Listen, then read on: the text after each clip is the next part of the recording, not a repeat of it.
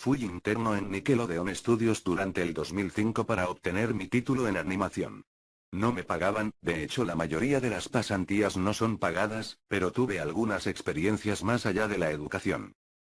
Los adultos no lo ven como un buen trabajo, pero la mayoría de los niños se cagarían si pudieran estar ahí. Como trabajaba con editores y animadores, me tocaba ver los capítulos nuevos antes de que salieran al aire. Iré al grano sin dar muchos detalles. Acababan de hacer la película de Bob Esponja y el staff entero estaba falto de creatividad, así que les tomó mucho tiempo iniciar la siguiente temporada. Pero en realidad, el retraso duró más por razones perturbadoras. Hubo un problema con el primer episodio de la temporada que retrasó por meses a todos y a todo. Otros internos y yo estábamos en el cuarto de edición junto con los animadores principales y los editores de sonido, listos para hacer el corte final. Recibimos una copia de lo que se suponía era Fear of a Krabby Patty y nos reunimos alrededor de la pantalla para ver. Ahora, dado que no era el corte final, a veces los animadores ponían un título falso en tono de broma, un chiste interno como cómo no funciona el sexo en lugar de Roca Baby Valve cuando Bob y Patricio adoptan una ostra. Nunca fue nada en particular gracioso, pero siempre fueron chistes relacionados con el trabajo. Así que cuando vimos como título Skidward Suicide el suicidio de Calamardo no pensamos que fuera algo más que una broma mórbida. Uno de los internos incluso emitió una risa seca. Comienza con la música alegre de siempre. Inicia con Calamardo, practicando con el clarinete, errando algunas notas como siempre. Oímos a Bob riéndose afuera. Calamardo se detiene y le grita que se calle, puesto que tiene un concierto esa noche y necesita practicar. Bob dice que sí, y se va a ver a Arenita junto con Patricio. La splash screen de burbujas aparece y entonces vemos el final del concierto de Calamardo. Aquí fue donde todo se puso raro.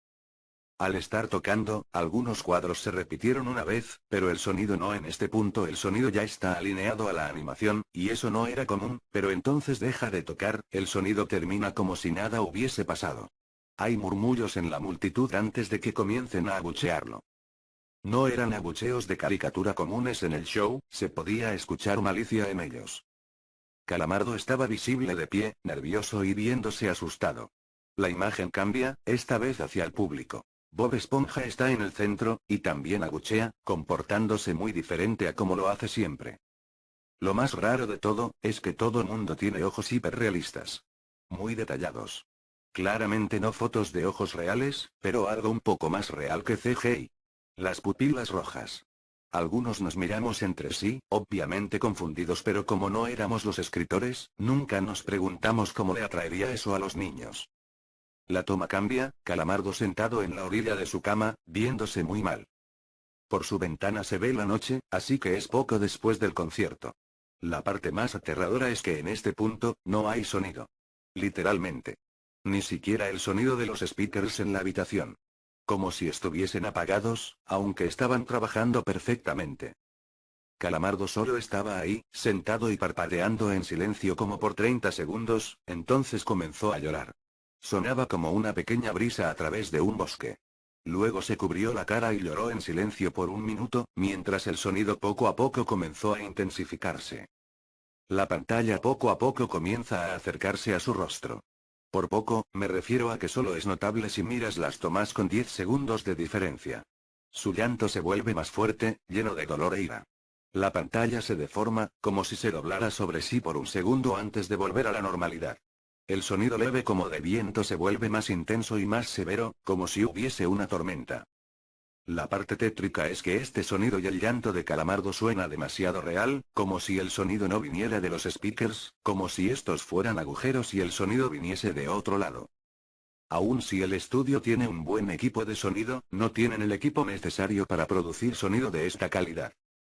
Bajo el sonido del viento y el llanto, algo comenzó a sonar, una especie de risa en intervalos raros y nunca durando más de un segundo para que no pudieras oírlo con facilidad. Vimos esto 2 veces, así que perdónenme si las cosas suenan muy específicas, pero he tenido tiempo para razonar sobre ellas. Luego de 30 segundos de esto, la pantalla se puso borrosa, se torció violentamente y algo parpadeó rápidamente sobre la pantalla, como si faltara un cuadro de animación. El editor principal de animación puso pausa y regresó cuadro por cuadro. Vimos algo horrible. Era la foto de un niño muerto, de no más de 6 años de edad. Su cara estaba deformada y ensangrentada, un ojo colgando sobre su rostro. Estaba en ropa interior, con el estómago abierto y las entrañas yaciendo a su lado. Estaba tirado en una especie de pavimento, probablemente algún camino. La parte más aterradora era que se podía ver la sombra del fotógrafo. No había cinta del crimen, no había evidencias o marcas, y el ángulo estaba completamente erróneo para ser parte de evidencia de un crimen. Parecía como si el fotógrafo fuese el culpable de la muerte del niño. Estábamos mortificados, por supuesto, pero seguimos, esperando que fuera una broma torcida y enferma. La pantalla regresó de nuevo a Calamardo, aún llorando más fuerte que antes, y con la mitad del cuerpo en la toma. Ahora, había sangre corriendo por su rostro, saliendo de sus ojos, los cuales estaban dibujados de forma hiperrealista, como si al tocarlos, pudieses mancharte de sangre. El viento ahora sonaba como un huracán a través de un bosque, incluso con sonidos de ramas rompiéndose. La risa, un barítono profundo, ahora duraba más y era más frecuente. Tras 20 segundos, la pantalla volvió a deformarse para mostrar una foto de un solo cuadro. El editor dudó en repetirla, pero sabíamos que debía hacerse. Ahora, la fotografía era de una niña pequeña, no mayor que el niño de la primera. Estaba tirada sobre su estómago, un charco de sangre a su lado. Su ojo izquierdo también había sido extraído, y estaba en ropa interior. Sus entrañas estaban en su espalda, saliendo de un corte. De nuevo, el cuerpo estaba en la calle y se podía ver la sombra del fotógrafo, similar en tamaño y forma a la primera. Casi vomité, y una interna, la única mujer de la habitación, salió corriendo. El show continuó. Luego de 5 segundos tras la foto, Calamardo se calló al igual que todo sonido, como cuando empezó. Se retiró las manos y sus ojos estaban dibujados en hiperrealismo como los otros al principio del episodio. Sangraban, inyectados de sangre y pulsando. Solo miraba la pantalla, como si viese al espectador. Luego de 10 segundos, comenzó a sollozar, esta vez sin cubrirse los ojos. El sonido era agudo y fuerte, y mezclado con gritos. Lágrimas y sangre escurrían por su rostro como un torrente. El sonido de viento volvió junto con la risa de voz profunda, y esta vez la fotografía duró por 5 cuadros. El animador pudo detenerla en el cuarto y retrocedió. La foto era de un niño de edad similar a los anteriores, pero esta vez era diferente. Las entrañas estaban saliendo del estómago, siendo arrancadas por una gran mano. El ojo derecho arrancado y colgando, sangre escurriendo de él. El animador procedió. Era difícil de creer. Avanzó al siguiente cuadro, la misma cosa. Volvió al primero, reproduciéndolos rápidamente. Las entrañas estaban saliendo del estómago, siendo arrancadas por una gran mano. El ojo derecho arrancado y colgando, sangre escurriendo de él. El animador procedió. Volvió al primero, reproduciéndolos rápidamente y entonces yo me quedé. Vomité en el piso. Los animadores y editores estaban viendo horrorizados la pantalla. Los 5 cuadros no eran 5 fotos diferentes, eran los cuadros de un vídeo. Vimos cómo la mano levantaba lentamente las tripas, vimos los ojos del niño enfocándose en la mano, y vimos parpadear al niño los últimos 2 cuadros. El editor principal de sonido nos dijo que paráramos, que tenía que llamar al creador para que lo viera por sí mismo. El señor Hillenburg arribó 15 minutos después, confundido y sin saber por qué lo habían llamado, así que el editor siguió con el episodio. Una vez que terminaron los cuadros, Calamardo volvió a aparecer, viendo al espectador, la toma enfocada en su rostro por 3 segundos. La toma se abrió, y una voz dijo hazlo, mientras Calamardo sostenía una escopeta. Inmediatamente pone el arma en su boca y jala el gatillo. El muro tras él acaba salpicado por sangre y materia gris realista, y Calamardo sale despedido hacia atrás con fuerza. Los últimos 5 segundos muestran su cuerpo sobre la cama, de costado, y un ojo cuelga de lo que queda de su cabeza, viendo fijamente el suelo. El episodio acaba. El señor Hillenburg está furioso, y demanda saber qué demonios está pasando. Muchos dejaron el cuarto en este momento, así que solo unos cuantos de nosotros lo vimos de nuevo. Ver el episodio de nuevo solo sirvió para que se grabara en mi mente y me produciera muchas pesadillas. Siento mucho haberme quedado. La única teoría que tenemos es que el archivo fue editado por alguien en la cadena desde el estudio de dibujo. Llamaron al CTO para que analizara qué había pasado.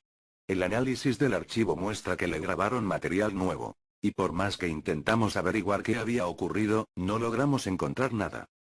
Hubo una investigación respecto a las fotos, pero no obtuvimos información de ellas. No se identificó a ningún niño, y no encontramos pistas de la información o pistas físicas en las fotos.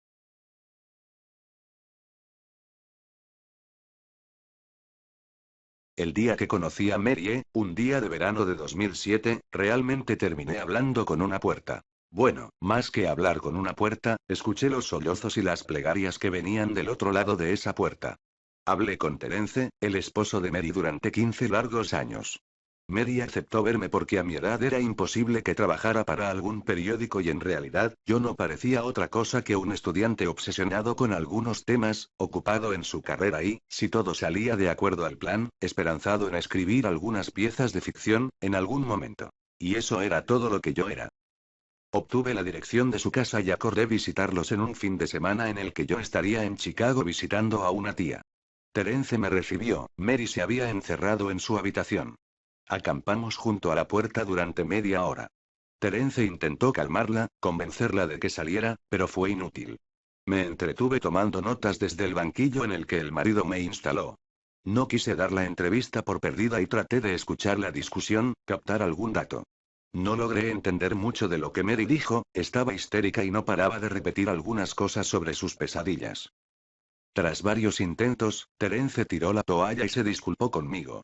Abandoné la casa un tanto desanimado, pero logré convencerme de que aquello no era para tanto, después de todo, esto era un pasatiempo y nada más. Además, si Mary nunca lograba salir de su cuarto, tenía que haber alguien más. Mary era la administradora de un pequeño foro electrónico de anuncios, un BBS, con base en Chicago, en 1992, cuando tropezó con Smile.jpg y su vida cambió para siempre. Tenía apenas 5 meses de casada cuando pasó a formar parte de los 400 usuarios que, se estima, abrieron el hipervínculo. Ella, sin embargo, es la única que ha hablado abiertamente sobre la experiencia. El resto han permanecido en el anonimato o quizá han muerto. Fue en 2005, cuando apenas cursaba la preparatoria, que Smile.jpg atrajo mi atención por mi creciente interés en los fenómenos surgidos en Internet. Mary solía ser la víctima que se citaba para darle credibilidad a un fenómeno que también llegó a denominarse como Smile.gov.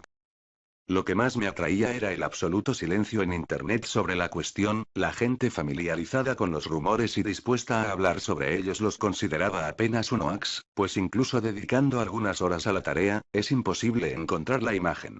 Ciertamente, existen muchas fotos manipuladas con la finalidad de hacerse pasar por la original y es eso lo que uno va a encontrar en los primeros intentos con cualquier buscador. A la imagen original se le atribuyen efectos colaterales muy significativos: ansiedad aguda, delirio y en algunos casos, epilepsia. Creo que ese es el principal motivo de que el archivo sea apenas una sombra, un fantasma que suele mencionarse de vez en cuando. La censura del tópico se apoya en el escepticismo o en el miedo.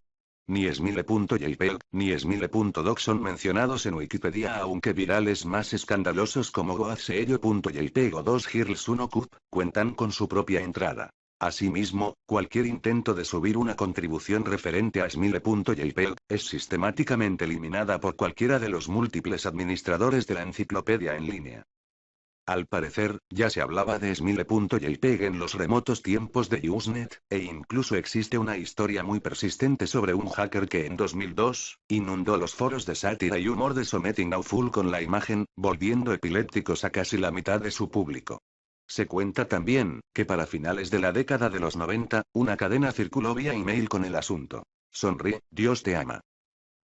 Sin importar los altos márgenes de exposición que estos eventos supondrían, pocas personas admiten haber tenido contacto con el archivo y hasta ahora, ninguna página o vínculo convincente ha sido descubierto. Aquellos que claman haber visto Smile.jpg, suelen alardear agregando que en el momento en que lo vieron estaban muy ocupados como para guardar una copia en su disco duro. De cualquier modo, las descripciones de las presumibles víctimas suelen tener algunos puntos de coincidencia. Un perro cuando se especifica su raza, un husky siberiano, iluminado por el flash de la cámara en una habitación en penumbras. El único detalle que se distingue en la imagen es una mano que surge desde la penumbra y usualmente, no parece hacer nada más que posar, hacia el margen izquierdo. Por supuesto, el enfoque de la imagen es el perro o la criatura similar a un perro, como también suelen llamarlo. El animal muestra una par de filas de enormes, blancos y afilados dientes, con un gesto que casi parece humano. Se suele agregar que la imagen se ha quedado dentro de la cabeza del espectador y que conforme se repite, vuelve en momentos de distracción durante el día, esta va envolviendo la mente, hasta el punto en el que la imposibilidad de pensar en otra cosa se confunde con la sensación de no poder mirar hacia otra parte y la imagen comienza a despertar impresiones en los otros sentidos. Estos, por llamarlos así, episodios, parecen estar relacionados con los diagnósticos de epilepsia y también con la aparición de pesadillas, nítidas y paulatinamente más inquietantes. Después de que la condición empeora, el testigo suele terminar medicado y esto, al menos en algunos casos, suele mitigar el proceso. Supongo que el tratamiento que Mary tomaba, no fue parte de esos casos. Después de regresar de Chicago, me dediqué a enviar mensajes de solicitud a varios grupos de noticias, foros, sitios y listas de correo, esperando encontrar el nombre de algún supuesto testigo de Smile.jpg que sintiese la necesidad de dar su testimonio. Pasó demasiado tiempo sin ninguna respuesta y en algún momento, mi curiosidad comenzó a apagarse. Me encontraba camino a exámenes finales. Mary me envió un mail, a principios de marzo de 2008. Para jml@com. De enerma.net. Asunto: la entrevista del año pasado. Todavía tengo mucha vergüenza por el modo como te traté cuando me visitaste. Espero comprendas que no tuviste nada que ver con esto, fue por mis problemas. Creo que hubiera podido ser más amable y espero que me perdones. Tenía mucho miedo. Me siento acosada. He vivido así durante 15 años. El perro viene a mí en mis sueños, cada noche. Sé que parece mentira, pero es cierto. Hay algo, un color, algo que hace que las pesadillas que tengo no se parezcan a ningún sueño que hubiera tenido antes. Ya no recuerdo tanto los sueños que tuve antes. En mis sueños, nunca me muevo. Nunca hablo. Simplemente estoy mirando la escena de esa foto horrible, veo la mano, veo el perro y el perro habla. He pensado qué hacer durante mucho tiempo, he tenido mucho tiempo para pensarlo. Me imagino que se lo hubiera podido enseñar a algún compañero, a algún extraño, incluso a Terence, aunque la idea no me gustara. Cada noche durante 15 años, Smile.dog ha venido a mis sueños y me ha exigido que difunda la palabra y entonces, si el perro cumple con su palabra, me dejará en paz.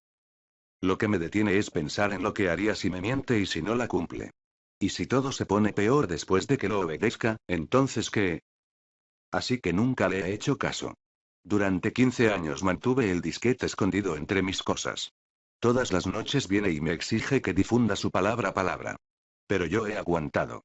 Muchos de mis amigos del foro, los que vieron el archivo, dejaron de postear y luego se mataron.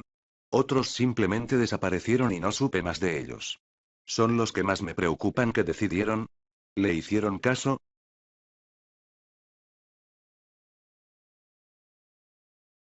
...1980 Madrid, España. Un circo no muy pequeño, empezaba a abrir sus puertas para el mundo del espectáculo de bajos presupuestos. Pero poniendo gana, originalidad y risas en sus espectáculos que lo llevarán al éxito. Juan Rafael Pérez, el presentador del circo, se hizo muy querido entre el pequeño público que cada vez se expandía más a un número mayor de visitantes. Nuestros espectáculos más amado y favoritos de todos era el de los Cuatrillizos Sonrisa, un grupo de 4 payasos agradables que estaban Juan, José, Raúl y Roberto, y esos 4 hermanos eran los mejores, dispuestos a hacer cualquier tipo de truco sin temor, por el tan solo placer de escuchar las risas del público. Era raro que en un grupo de payasos tengan muchos admiradores, pero lo que es más raro es que uno de esos payasos tenía una oscuridad detrás de su maquillaje. Le contaré, los Cuatrillizos es solo un nombre, en realidad son trillizos. Juan, José y Raúl eran trillizos, pero Roberto no es familiar de ellos ni jamás se conocieron antes de entrar al circo. ¿Cómo llegó el payaso Roberto aquí? Una noche, cuando el circo terminaba un espectáculo que no dio mucho éxito, llovía y era un ambiente casi oscuro, pareciera como si alguien cometiese algo. Llegó un hombre de traje con un maletín, de gran finta de ejecutivo, pero lo raro es que se ofreció por el papel de payaso. Platicamos un rato y lo contraté, y le di un camerino para que pueda dormir ahí. Lo que siempre me ha llamado la atención de él, es que él siempre andaba con su maletín en mano y jamás se lo arrancaba de la mano, y todo el circo curioso deseaba saber qué había en su interior que tanto debía proteger. ¿Oro? ¿Recuerdos? ¿Un pasado? ¿Quién sabe? Siempre que se le preguntaba por el maletín cambiaba a una cara morbosa y sacaba de casualidad otro tema. Era como si la suerte lo ayudase porque cada tema que sacaba siempre estaba relacionado con algo de nuestras vidas, como si nos estuviera observando desde un gran tiempo. Hasta que en un inconveniente, teníamos una cena en el circo y de repente, saltaron unos policías hablando en inglés tirando todo al suelo. Agarraron a Roberto, lo esposaron, Roberto gritando por su maletín, pero los policías se llevaron a Roberto, dejando su maletín. Luego de una semana no se supo nada más de Roberto, aunque según me dijo el hombre bala, dicen que era un fugitivo que trabaja en no sé con qué proyecto de controlar gente con traumas y no sé qué más. Los tres payasos decidieron entrar en su habitación, oscura, con un ambiente de terror, como una película antigua, sin necesidad de un efecto para dar miedo. ¿Y con qué se encontraron? Exactamente con el mismo maletín, oscuro, con polvo. José lo tomó y lo abrió con gran fuerza, que al abrirlo cayó todo su contenido a la alfombra. Fotos, papeles escritos en ruso, que el hombre bala por suerte los tradujo, que tan solo eran periódicos de asesinatos. Pero lo más curioso, una cinta VHS de vídeo llena de polvo. La pusimos, no podíamos creer lo que era un vídeo, un carrusel clásico con una música algo intimidante, un flash en la pantalla, un muñeco moviéndose tenebrosamente y luego lo peor de todo, la imagen de un cuchillo cortando una cara por la boca haciéndole una sonrisa, unas imágenes pasadas a tal velocidad que hasta poniendo pausa no las podíamos ver. Luego un niño durmiendo en una cama y su cara cambió un grito, y luego estática eterna. Nos quedamos choqueados al verlo y luego de verlo ya todo no fue como antes. En un truco de los payasos, José se torció el cuello llevándolo a la muerte, el hombre bala murió asfixiado dentro del cañón, la mujer gorda de un infarto. Como si esto trajera una serie de mala suerte. Con todos los hechos sucedidos decidí cerrar el circo para siempre. Nadie habla más él, ni en internet se encuentra un artículo sobre el circo, el mismo vídeo lo conservaba hace unos años de escribir esto, pero una vez que entré a mi hogar, la puerta estaba abierta. Saqué mi arma ya que trabajaba de seguridad frente a un mercado, entre el maletín estaba, lo abrí y había un papel. Tan solo 4 palabras en él. El payaso te observa. Bajé el papel y a mi ventana estaba Roberto bajando por la escalera de incendio. Jamás lo volví a ver aunque a veces me siento vigilado. Después de esto vi un vídeo mismo de la cinta pero en internet. No sé quién lo habrá creado pero es un montaje bastante acercado. ¿Será Roberto? ¿Será alguno de los trillizos haciendo un montaje? No lo sabré ni me interesa saberlo.